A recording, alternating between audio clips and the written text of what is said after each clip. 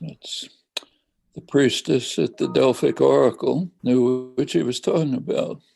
You have to find out what kind of a creature you are, what your values are, what your goals are, think them through, dissociate yourself as much as you can from conventional wisdom and standard doctrine, see to what extent it really reflects who you are, what your interests are, what your commitments are, and forge a conception of the kind of person you want to be, and then engage the world from that perspective.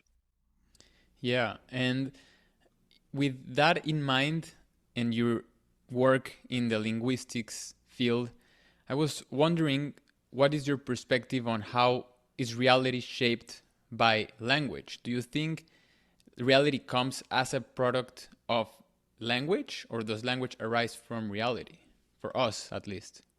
Well, there is a thesis. It's called the Sapir-Whorf hypothesis, which holds that the nature of the language has a strong determinative factor on the way you perceive and interpret the world. Um, on the surface, it seems plausible.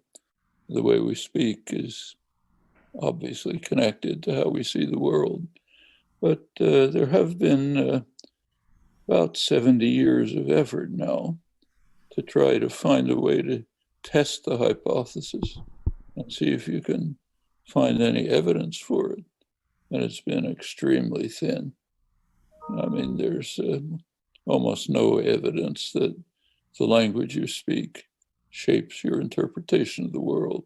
The way you use the language, of course, does, but that could be in any language. I could express, if I spoke Tagalog, I could express the same views in Tagalog, come out a little bit differently, but pretty much the same. So whatever effects there are seem pretty marginal. Wow. And on that note, you talk on how it isn't that related, but in today's world, it seems that the movement towards mindfulness and being aware of one's thoughts and disassociating one's identity with one's thoughts has increasing in today's world. Do you think that our identities lie within our thoughts? Are we our own thoughts? That's up to us. We can bend to custom, to authority, to what other people are doing and simply join the crowd. Or we can ask ourselves, is this really me? Do I want to be that, or am I a different person, namely myself? If you break with conformity and obedience, there's usually a cost. What the cost is can be disapproval, it can be a torture chamber. Depends what kind of society you're in. But if you go back all through history, back to classical Greece, the Hebrew prophets, all the way through, those who questioned, condemned crimes of the powerful, raised, tried to get people to think for themselves, they weren't treated nicely. And that goes right to the present. Wow. Yeah, and that's a perfect way of putting it, because my next question was with regards to what you were mentioning on the indoctrination and doctrines and what's happening in universities, and where truth was regarded as where universities was regarded as a place to discuss truth.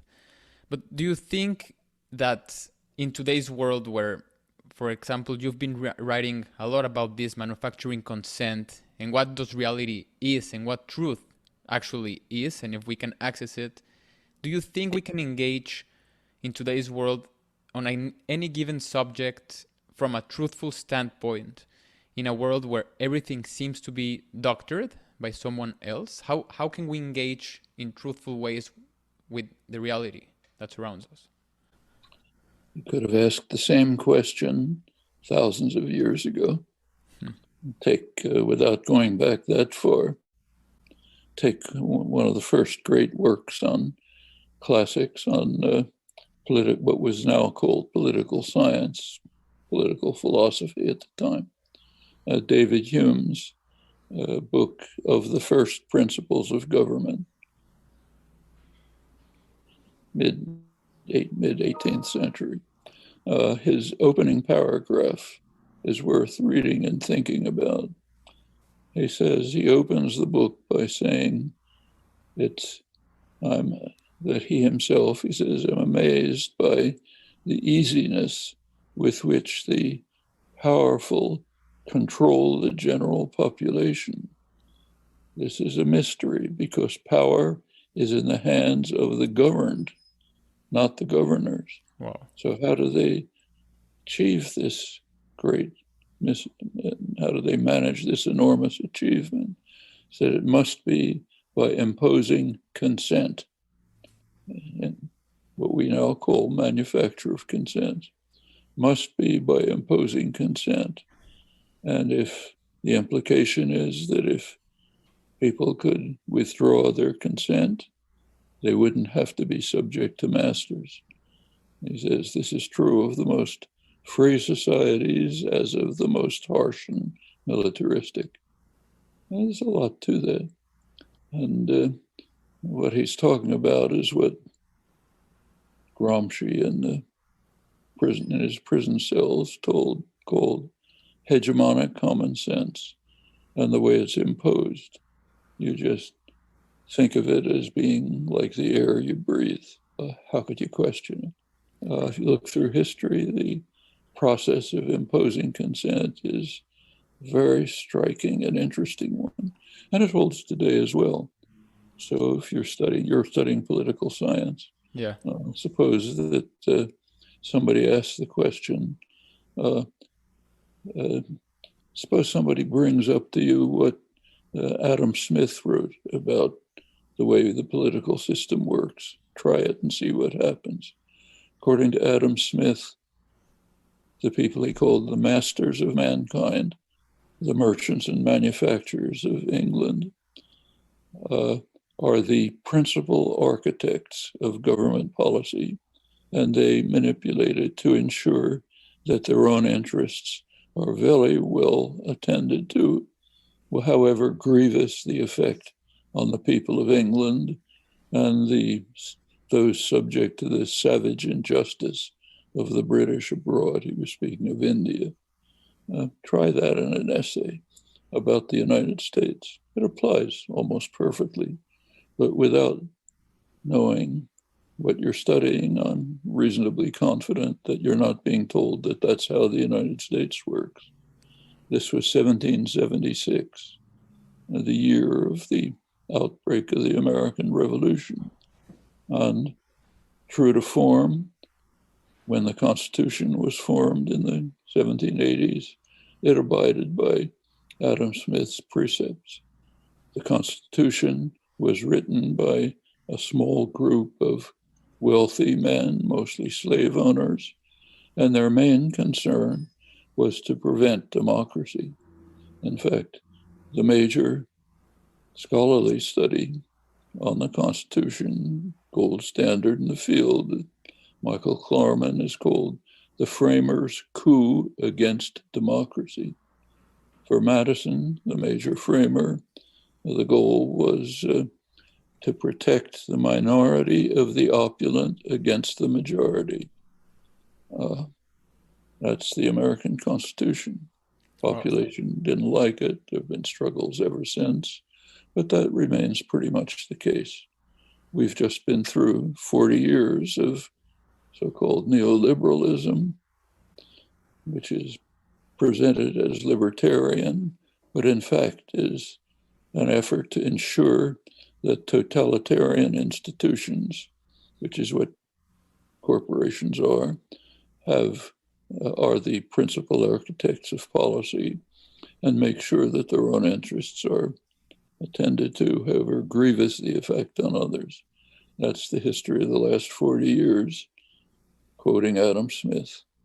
Wow. This is not what people are taught in their political science courses.